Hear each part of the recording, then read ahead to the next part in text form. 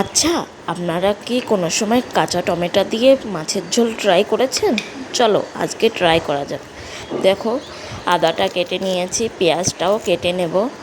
তো দেখো, পেঁয়াজটা কাটা হয়ে গেছে। এবার কাঁচা টমেটো দুটো নিয়েছি, এটা টুকরো টুকরো করে নেব। টুকরো টুকরো করে নিয়ে আলুটা ভালো করে ছুলে কেটে নেব।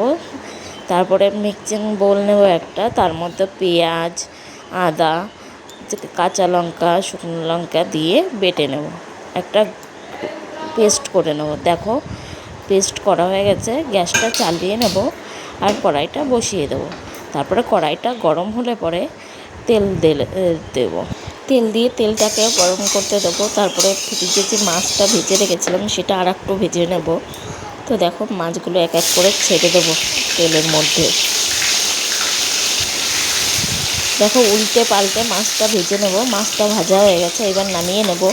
এবার কেটে রাখা আলুগুলো এক এক করে দিয়ে দেবো, দিয়ে ভেজে নেব নাড়িয়ে চাড়িয়ে।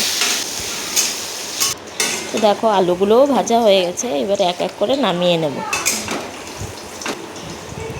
এবার তেলটা আর একটু গরম হতে দেব। তার মধ্যে যে একটা পেস্ট বানিয়েছিলাম আদা পেঁয়াজের আর কাঁচা লঙ্কার, সেটা দিয়ে দেব।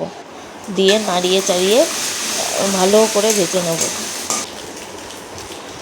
তো দেখো, ভাজা হয়ে গেলে ধনের গুঁড়ো জিরের গুঁড়ো একসঙ্গেই ছিল, সেটা দিয়ে দেব।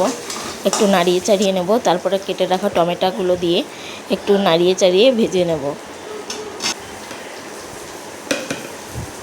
তো দেখো, এখন লবণ দিয়ে দেবো আর একটু নাড়িয়ে চাড়িয়ে নেব। হলুদটা দেওয়া হয়ে গেছে, ওটা স্কিপ করে আছে। তো এইবার আলুগুলো দিয়ে একটু নাড়িয়ে চাড়িয়ে দিয়ে জলটা দিয়ে দেবো। এবার ঢেকে দেবো 10 মিনিট মতো। তো দেখো, এবার ঢাকনাটা উঠিয়ে দেখব কেমন হচ্ছে। দেখো, আমার আলুগুলো গলেছে নাকি আর টমেটোগুলো পুরো গলে গেছে নাকি দেখে নেব। দেখো, সব ঠিক আছে। এবার মাছটা দিয়ে গরম মশলাটা দিয়ে জাল হতে দেব 2-3 মিনিট। দেখো, জালটা কিন্তু হচ্ছে। দেখো, আমার তরকারি কিন্তু হয়ে গেছে। তো নামিয়ে নেব। কেমন লাগলো ভিডিওটা জানাবে।